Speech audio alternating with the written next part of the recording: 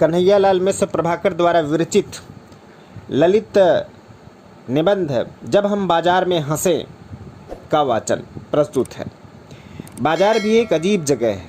जगह क्या, इसे पूरा नाटक समझिए।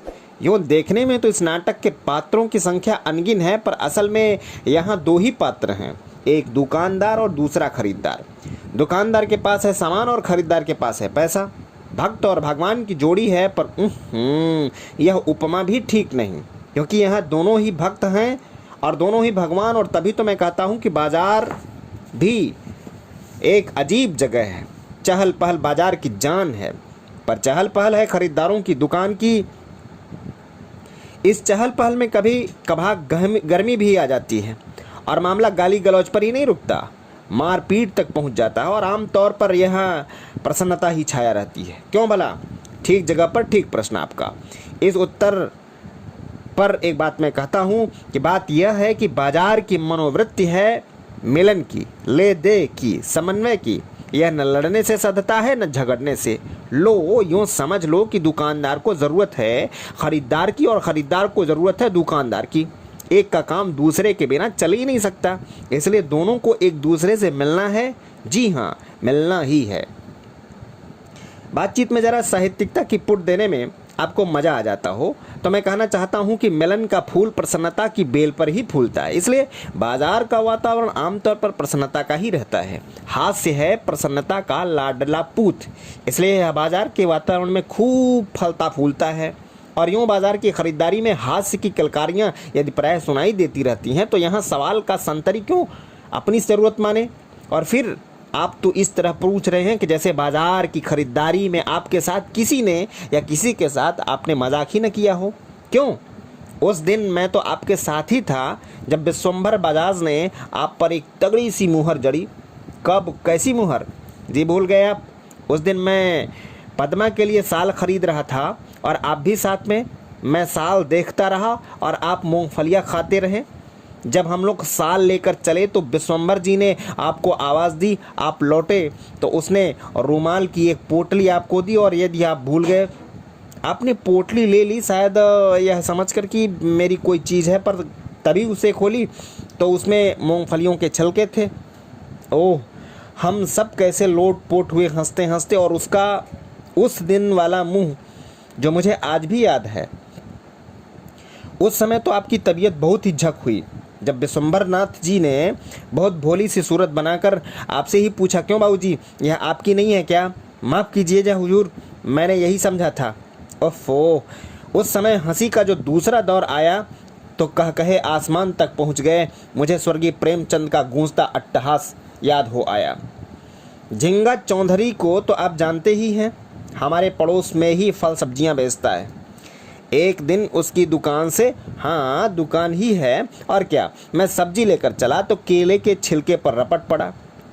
दोनों पैर चौड़े हो गए और मैं फलक मारते मारते हनुमान आसन करता नजर आया। हथेली का बल सड़क पर दे मैं सीधा हुआ तो झिंगा चौधरी मुझसे पूछता है, कहिए बाबूजी, क्या उठा लिया? अब बताइए उसे मैं क्या जवाब देता? पर आते आते लोग खूब हंसे।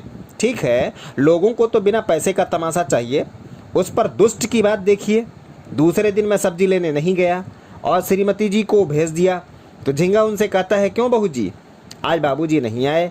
कल हमारी दुकान पर से उन्हें एक गिन्नी पा गई थी, पर हम उनसे हिस्सा थोड़े ही बटा लेते। पाई थी चीज़ पर आई थी।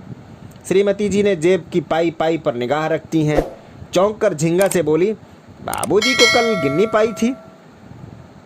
मुंह बनाकर झिंगा ने कहा, हाँ बहू जी, जयपुरी गिन्नी, यही हमारी दुकान के सामने से पाई और बाबूजी उठाकर ऐसे 9-2-11 हुए कि हमारी तरफ देखा भी नहीं। श्रीमती जी सब्जी लेकर लौटी तो महात्मा परशुराम की तरह क्रुद्ध और बोली, क्यों जी, अब तुम बहुत उस्ताद हो गए हो, मुझे बताया भी नहीं कि तुम्हें गिन्नी पाई है। जैसे घर में जो दौलत बरसती है उसे मैं अकेले ही पी जाती हूँ। मैं परेशान कि कौन सी गिन्नी, पर श्रीमती जी का टेम्परेचर डिग्री पर डिग्री हाई। बहुत देर बाद खुली तो हम लोग खूब हंसे, पर दूसरे दिन झिंगा को मैंने डांटा तो बोला, जी बाबूजी, हंसी मजाक के बिना ज़िंदगी झावों का ढेर है। बहू जी को गिन्नी न बताता तो आप कैसे हंसते? यासीन भाई को सारा शहर जानता है, बड़े सीधे सादी आदमी हैं बेचारे।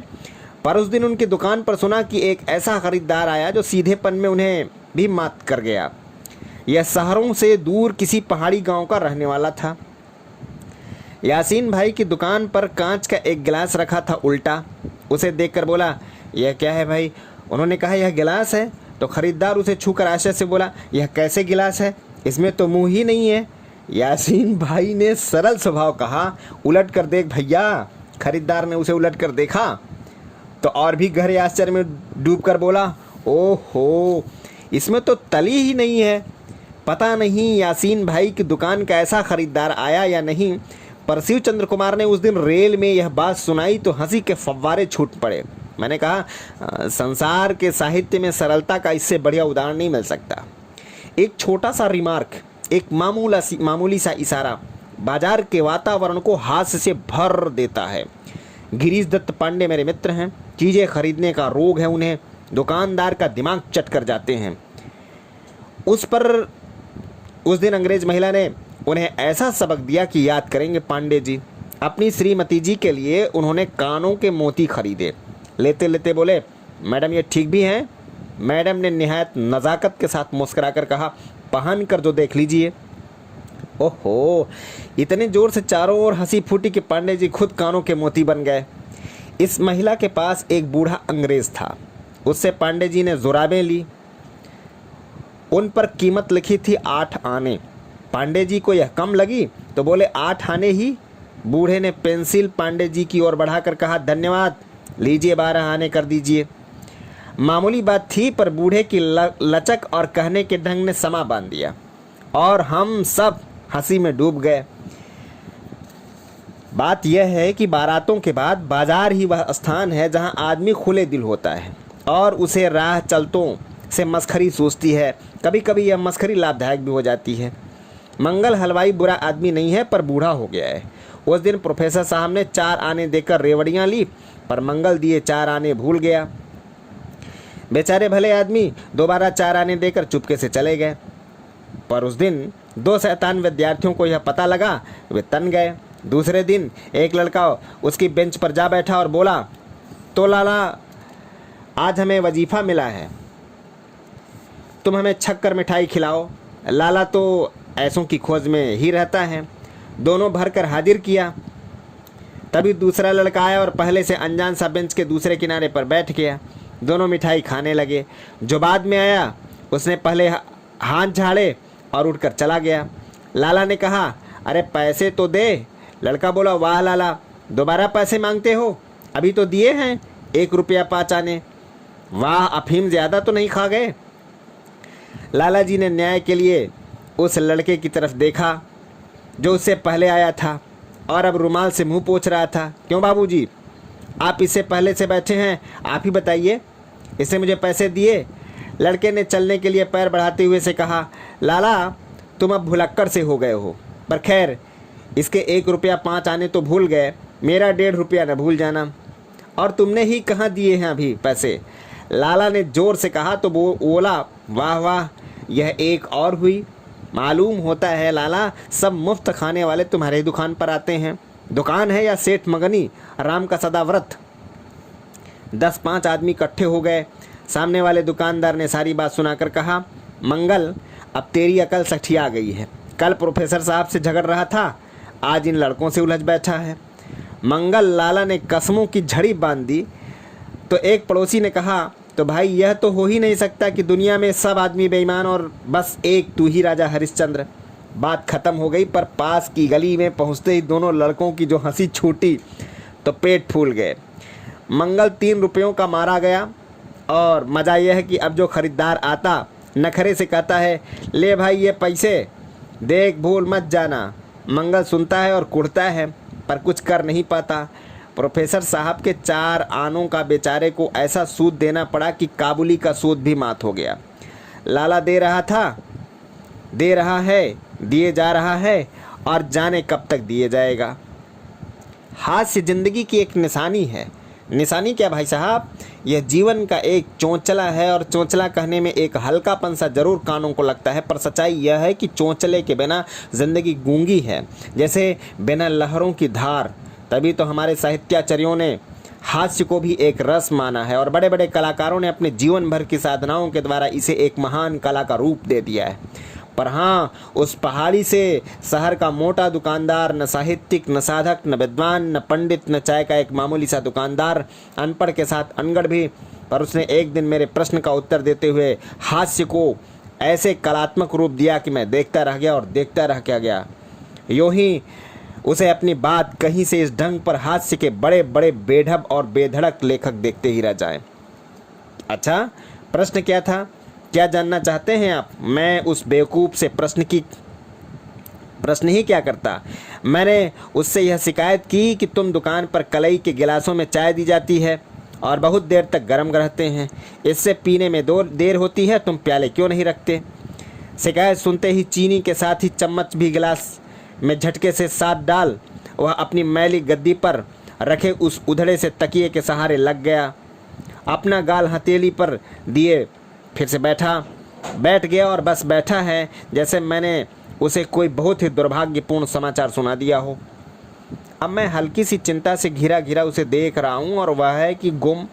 तब मैंने पूछा, क्यों भाई, क्या हुआ? बहुत संजीदगी से बोला, अरे बाबूजी क्या बताऊँ आपको अपना गम, आप तो पढ़े लिखे मालूम होते हैं, ज़रा यह तो बताओ कि जैसे आम हिंदुस्तान में है वैसे दुनिया में कहीं और भी है? क्यों भाई, अपने मुल्क के आदमियों से तुम क्यों परेशान हो? मैंने उससे पूछा तो पालथी को उकड़ू कर अपनी कोहनी को घुटनों पर टेकते हुए बोला, मैं क्यों परेशान हूँ, यह पूछ रहे हैं आप? बाबूजी, मुझे परेशानी का दौरा नहीं उठता और न मेरा बाप वसीयत में मुझे यह धरोहर दे गया है। परेशान तो मुझे आप करते हैं, मैं तुम्हें परेशान करता हूँ? आश्चर्य में डूबकर मैंने पूछा तो खिजियाते दांत दिखाकर बोला, जी हाँ, आप मुझे परेशान करते हैं। मारी नहीं बंदूक आप अपने कलेजे में अभी? बंदूक? मैंने तुम्हारे बंदूक मारी? आसपास बैठे 3-4 आदमियों की तरफ मैंने देखा, वे भी मेरी तरफ आश्चर्य से उसकी ओर देख रहे थे। दुकानदार अभी उसी मुद्रा में था, बोला, ये बंदूक से कम है। आपके सवाल कलई के गिलास क्यों नहीं रखे हैं, चीनी के प्याले क्यों नहीं? बाबूजी, मेरे कलेजे पर इस सवाल की चोट बंदूक से ज़्यादा पड़ती है। जरा ठहर कर बोला, अंग्रेज जब चाय पीता है तो बस दुनिया को भूल जाता है, धीरे धीरे बातें करते, हंसते खिलखिलाते इस तरह प्याले से चुस्कियाँ लेता है कि थकान उड़ी चली जाती है और ताजगी गात के रोए रोए में समा जाती है। पर हिंदुस्तानी आम आदमी में घुसने से पहले ही चाय बनाओ चाय बनाओ चाय बनाओ की हड़बड़ी मचाता चला आता है, जैसे गिरफ्तारी का वारंट लिए दरोगा पीछे आ रहा है।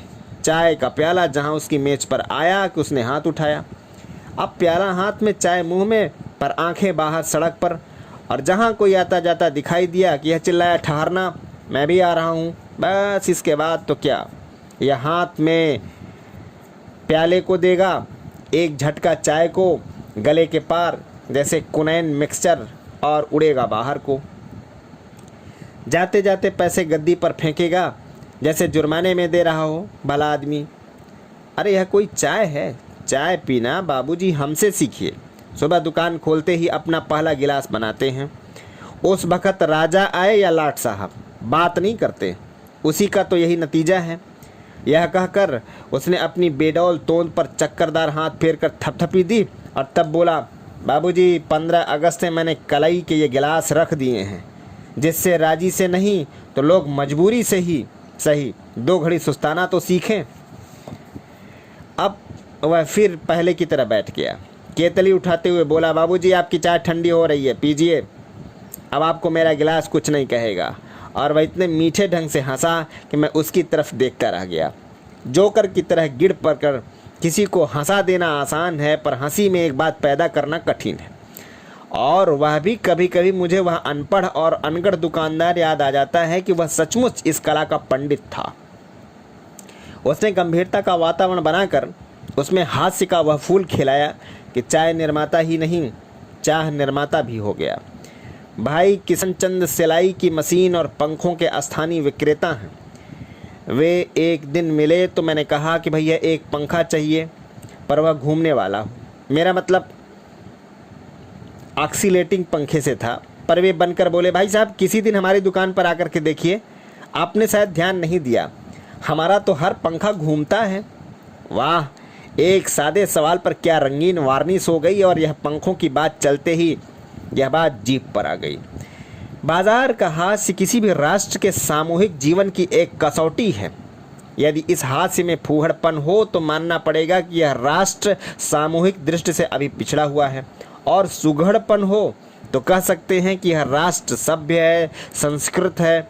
इस स्थापना की छाया में बाजारू हास्य एक राष्ट्रीय धरोहर है, जिसे सुरक्षित रखना ही नहीं, सुसज्जित करना भी प्रत्येक राष्ट्र अभिमानी का कर्तव्य है। जय हिंद, वंदे मातरम।